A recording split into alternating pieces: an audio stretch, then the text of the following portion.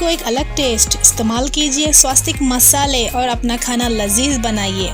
Retailer contacts करें जैनिमूल enterprises Belagavi district distributor 9632876794। आज यौम आज़ादी के मौके पर अमन नगर और गांधीनगर में तिरंगा लहराकर 74वें यौम आज़ादी का जश्न बड़ी शान से मनाया गया। पेश है एक रिपोर्ट। सब जन हम मिलजुल कर ये तिरंगा लहराए हैं, ये बड़ी खुशी की बात है हमारे लिए और हमारे अमन नगर वालों के लिए। और हम अजीम भाई यहाँ पर शिरकत फरमाए, उनका मैं तहे दिल से शुक्र अदा करता हूँ। हिंदू मुस्लिम सब एक हो के देश को आज़ाद किया है। मैं यही चाहता हूँ कि इसके आगे भी इसी तरह सभी मिल के हमारे मोहल्ले के लोग बोलो, हाँ हमारे नौजवान, मैं चाहता हूँ कि आगे बढ़े। अगर कहा जाए एक फौजी के लिए, एक देशवासी के लिए आज का दिन सबसे त्योहारों में सबसे गौरव का दिन होता है और इसलिए पूरे देश में इसको गर्व के साथ मनाया जाता है। अगर मैं आपसे कहूँ, जब यहाँ पर हम गुलामी की दास्तान झेल रहे थे तब अंग्रेज़ों के टाइम पर 1947 से पहले अगर आपने देखा होगा, आपके बुजुर्गों ने बताया होगा, किसी घर में एक टाइम का, किसी घर में 2 टाइम का, किसी घर में 2 दिन में एक बार खाना मिलता था।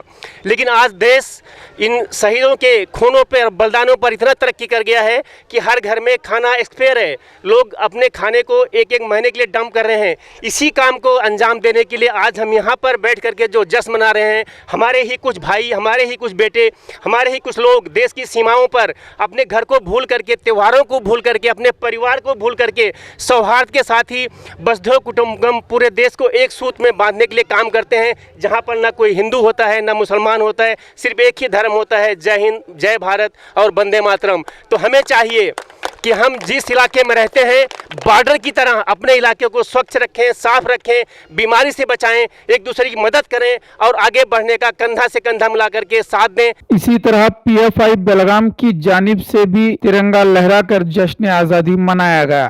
कि ऐ लोगों पढ़ लो, नहीं पढ़ोगे तो कभी नहीं जान पाओगे कि जय हिंद का नारा आंध्र प्रदेश के मुहिउद्दीन हसन साहब ने दिया था। ऐ लोगों पढ़ लो, नहीं पढ़ोगे तो कभी नहीं जान पाओगे कि प्लेन क्रैश में नेताजी सुभाष चंद्र बोस के साथ कर्नल हबीबुर रहमान थे। ऐ लोगों पढ़ लो, नहीं पढ़ोगे बुजुर्गों ने क्या क्या किया, क्या क्या लुटाया, ये हम लोग नहीं जान सकते। आज जो है हम लोग, हमारे ये तारीख़ हम खुद नहीं जानते, हम लोग हमारे बच्चों को यह तारीख़ पढ़ने का एक शौक़ भी नहीं पैदा करते। समझ में आ रही मेरी बात?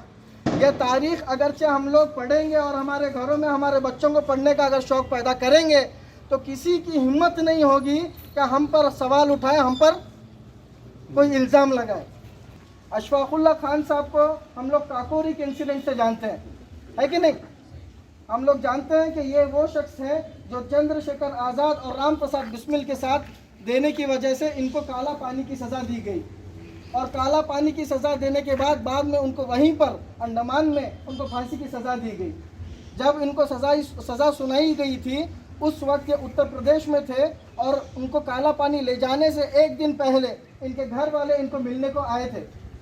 जब इनके घर के परिवार के लोग इन्हें उत्तर प्रदेश में मिलने आए और अशफाकुल्लाह खान साहब उनको देख रहे हैं कि उनके आंखों में आंसू है, उनके आंखों में आंसू है, तब अशफाकुल्लाह खान साहब उनको बता रहे हैं कि मेरे अजीज़ों, मेरे घर वालों, अब क्यों रो रहे हो? क्या आप लोग इस बात से खुश नहीं हैं कि आज़ादी के दिन राम प्रसाद बिस्मिल साहब और चंद्रशेखर आज़ाद के साथ आपके घर का अशफाकुल्लाह खान को भी याद किया जाएगा? ये बात उन्होंने अपने घर वालों को बताकर काला पानी की जो सज़ा थी उसको कबूल कर चले गए। और जब ये लोग उनको काला पानी ले जाकर वहाँ पर फांसी की सज़ा सुनाई तो इन्हें जो है अंग्रेज़ों ने सवाल किया कि आपकी आखिरी ख्वाहिश क्या है? पूछा what is your last wish? आज के मुसलमान को बिरयानी पसंद है, उस वक्त के मुसलमान को शायरी पसंद थी। तो अशफाकुल्लाह खान साहब जो है अपनी शायरी पेश की कि कुछ आरजू नहीं है बस आरजू ये है। कहा कि कुछ आरजू नहीं है बस आरजू ये है, रख दो कोई ज़रा सी खाके वतन कफन पे। समझ में आई बात? तो पूछा अंग्रेज़ों ने कि इससे क्या मतलब है?